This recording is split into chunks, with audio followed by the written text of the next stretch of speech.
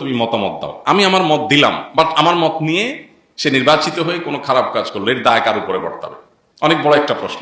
তো এটার উত্তর হলো, একটা হলো যে একজন মানুষের ব্যক্তিগত ভুল বিচ্ছুতি, একান্তই ব্যক্তিগত, যেটা আগে থেকে কোনো আগাম ধারণা করার সুযোগ নেই। এটা লোকটা গুনাহে লিপ্ত হয়েছে, এটা খারাপ কাজ করেছে, তো এটার দায় তার। আল্লাহ কোরআনে কারিমে বেশ অনেক জায়গা বলেছেন, ও আল্লাহ তাজিরু ওয়াজিরাতুন উযরা উখরা, কোন ব্যক্তি আরেকজনের পাপের বোঝা বহন করবে না। সে পাপ করছে, তার পাপ তাকে পাবে। তবে আল্লাহ তাআলা সূরা মায়েদার একেবারে শুরুতে এও বলেছেন, ও তাআওয়ানু আলাল বিররি ওয়াত তাকওয়া ওয়া লা তাআওয়ানু আলাল ইসমি ওয়াল উদওয়ান। পাপ এবং সীমালঙ্ঘন হবে, তুমি জানো।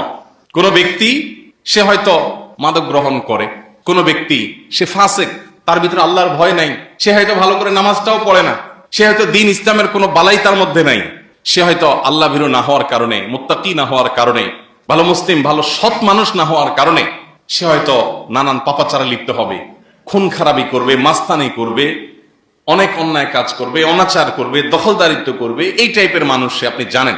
এরপরে যদি আপনি সেখানে ভোট দেন, কেন? দলীয় আনুগত্য কিংবা আপনার অন্য কোনো স্বার্থের কারণে, তাহলে যদি আপনার এই ভোটের পর এই লোক নির্বাচিত হয়ে অন্যায় কাজ করে, তাহলে তার একটা ভাগ আপনাকে বহন করতেই হবে। ধরলেন না, খাইলেন না, ছুঁইলেন না, কিন্তু পাপের বোঝা আপনাকে ঠিকই নিতে হবে। নিজের বিবেকের কাছে আপনি দংশিত হতে থাকবেন কিয়ামতের শাস্তিতে পরের কথা। এই জন্য এই জায়গাটাতে একজন ইমানদার মানুষ হিসাবে আমানতদারিতা রক্ষা করাটা খুবই গুরুত্বপূর্ণ।